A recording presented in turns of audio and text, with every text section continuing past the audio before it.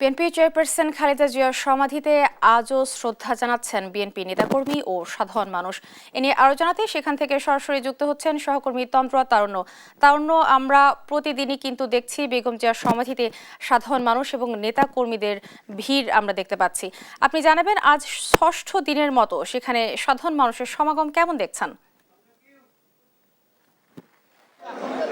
দীপা, আজকে সকালের দিকে কিছুটা ভিড় না থাকলেও আজকে কিন্তু বেলা বাড়ার সাথে সাথে আমরা দেখেছি এখানে কিন্তু বিএনপি দলীয় নেতাকর্মী থেকে শুরু করে কেন্দ্রীয় নেতাকর্মী যারা রয়েছেন, কেন্দ্রীয় কমিটি, তারাও কিন্তু আজকে এসেছেন এবং তারা প্রত্যেকে এসে আসলে এখানে সমাধিতে শ্রদ্ধা নিবেদন করছেন, কিছুক্ষণ দাঁড়িয়ে নীরবতা পালন করছেন, কেউ আবার অনেকে এসে এখানে মোনাজাত করছেন, তারা জিয়ারত করছেন।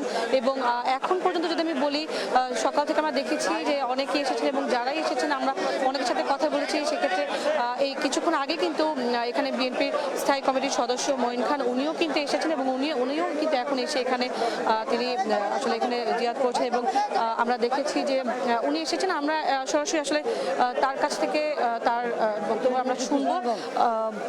উনি কিছুক্ষণ আগে এসেছেন এবং ওনার আগেও কিন্তু আমরা দেখেছি যে আরও কয়েকজন কেন্দ্রীয় নেতাকর্মী যারা ছিলেন তারাও কিন্তু এখানে এসেছেন এবং প্রত্যেকেই কিন্তু এখানে ছিলেন। আমরা একটু ওনার বক্তব্যে চলে যাবো সরাসরি। আজকে এগ্রিকালচারিস্ট অ্যাসোসিয়েশন অফ বাংলাদেশ তাদের পক্ষ থেকে আমরা এসেছি বাংলাদেশের একজন নারী দেশনেত্রী বেগম খালেদা জিয়া, যার নাম ইতিহাসের পাতায় চিরকাল লেখা থাকবে, তার প্রতি শ্রদ্ধা জানাতে। আমি এক সময় সংসদে দাঁড়িয়ে বলেছিলাম দেশনেত্রী বেগম খালেদা জিয়ার সম্বন্ধে যে তিনি এই মহান সংসদের মহিয়সী নারী। আজকে আমাদের শোক জানানোর কোনো ভাষা নেই।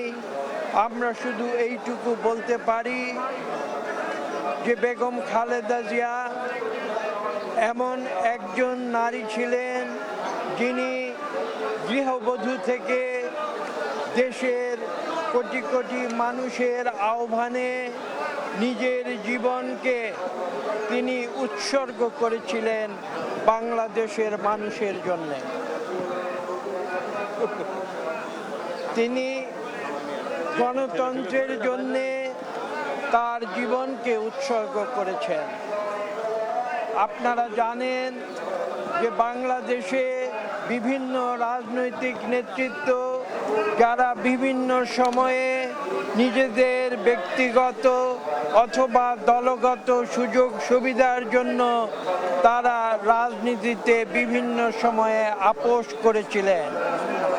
দেশনেত্রী বেগম খালেদা জিয়া একজন অনন্য ব্যক্তিত্ব, যিনি তার জীবন দিয়ে প্রমাণ করেছেন যে দেশের স্বার্থ এবং গণতন্ত্রের স্বার্থ সেটাই ছিল তার জন্য সর্বাগ্রে, যেখানে তার নিজের জীবনকে তিনি তুচ্ছ করেছিলেন এই মানুষের অধিকার প্রতিষ্ঠার জন্য। তার রাজনীতির ইতিহাস খুব সংক্ষেপে যদি বলতে হয়, আপনারা 82 সালে শহীদ প্রেসিডেন্ট জিয়াউর রহমানের তিরোধানের পরে লক্ষ্য করেছেন বিএনপির যারা তৎকালীন নেতৃত্ব ছিলেন তারা বেগম খালেদা জিয়াকে একরকম জোর করে রাজপথে নামিয়ে এনেছিলেন তখনকার সেনা শাসন থেকে বাংলাদেশকে মুক্ত করার জন্য।